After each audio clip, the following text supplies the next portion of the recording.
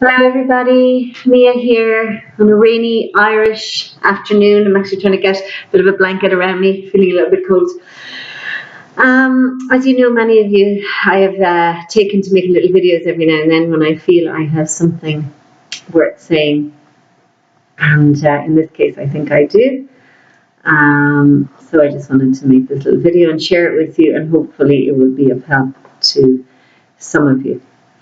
What I wanted to talk about was I woke up yesterday morning feeling very low and feeling quite sorry for myself. And I suppose one of the main reasons was because I had given up teaching some of my classes, which I felt divinely guided to do. But suddenly I woke up on a Thursday morning and I haven't a clear path.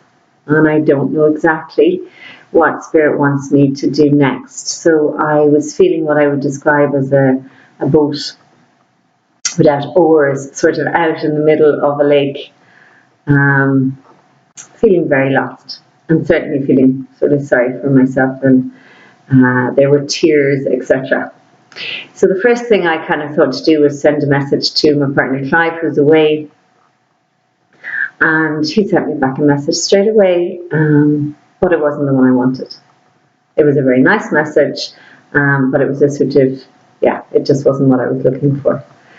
And I didn't want to pray. I was kind of not in I was really wanting to stay in that place of fear, and I was sort of anxious and caught up in the turmoil of the ego. But anyway, I did find myself not getting down on my knees, and certainly not praying in the usual manner, which is a very kind of sweet manner that I connect in with the divine. But I sort of went, God, God, God, God, God, God, God. And that was it. And then I sort of, I had an inkling to send a message to a friend of mine, beautiful friend of mine who I believe to be very awake and enlightened. And I sent her a message about being this boat without oars and feeling lost and not knowing what my next step is, and could I stay at home for a while, and etc., etc.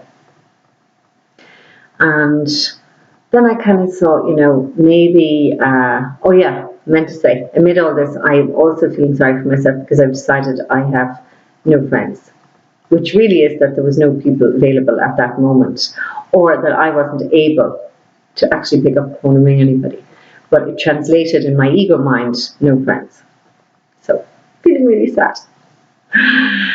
Anyway, send my message off to my friend who's abroad, and the next thing I decided to do, having made a decision not to do my 40-day program, I'm doing this amazing program with a teacher called Lisa Natoli. I decided I wasn't going to do that until the afternoon. However, something inspired me to click on. I kind of thought, okay, I'll just take a quick look. So I took a look, and of course the first thing beautiful Lisa's just talking about is a belief in separation. A belief that we're separate, a belief that God or the divine or Holy Spirit has not got our back. And of course that's exactly where I was. I was in a place of mistrust. And so I listened to her lesson, and it became quite clear, I'm in a place of separation. But I was still staying there. It's funny, I didn't leap immediately into a place of trust. So I finished, watched her clip, and as I say, the teaching was really great, but I didn't take it on. I needed more. So I went to YouTube. Again, divinely led to YouTube. And I went on to Marianne Williamson, one of my favorite teachers, and the first thing that came up was how to place your future in the hands of God. And I was I suppose I was so moved, because this was exactly what I needed to do. I just needed to actually say the words here, please take this. And so I watched Marianne Williamson. I didn't even get to watch the full thing, but I really started to feel, okay, I can surrender. I can place everything in the hands of God. And I don't even know there and then did I actually do that. I just listened to her and I kind of got it. And just like I'd listened to Lisa, and I sort of got it. So Spirit decided I needed a little bit more.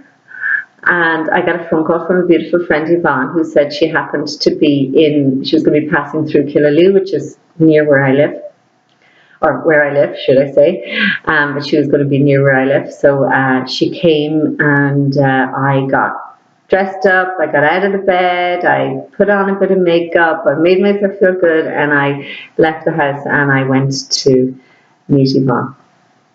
And I had a really lovely time with her.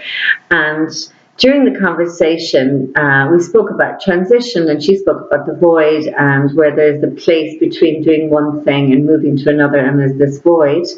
And that's where the divine inspiration can come in, but we need to create the void in order for the inspiration to come. But those of you that know me, I don't want a big void. I don't want, a lot of space. I want to know now. I could maybe wait an hour or two, maximum 24 hours. I want to know. I want to know, particularly in relation to my past. I want to know, where am I supposed to be going? What am I supposed to be doing? Tell me, and tell me now. So very little patience in this one. Anyway, we spoke and we had a laugh about that. And I left Yvonne, and my friend who was away, her message had come back, but I hadn't got to look at it properly.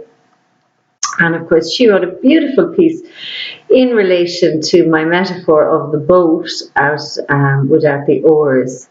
And she spoke about God blowing that boat, or the wind coming through God and bringing that boat back into safe harbours. So again, just telling me to completely place all my trust in the divine. And the last thing that happened, so my day was getting better and getting brighter, and Spirit was sending all sorts of little messages. And I suppose that's kind of one of the things I want to say. Your answers don't necessarily come in big, grand, dramatic gestures from God or signs from God. Often they're, pick up a certain book, ring a certain person, look something up on YouTube. But I had actually surrendered in some way or other because I had called. And even though I might have called with the most grace or the most dignity, because it was very much God, God, God, God, God, God still answered. And He sent exactly the things I needed to hear, and the people, to give me those messages. They all just appeared, one after the other. And then the next thing that happened, I suppose, was just in case that you haven't heard me, I got into my car in the evening to drive to go to a yoga class in the evening, and Clive has made me a beautiful CD of his own songs. He's made me many, but I had this particular one in the car. And because I was missing him, I said, I'm going to put in his CD and I'm going to listen to his songs.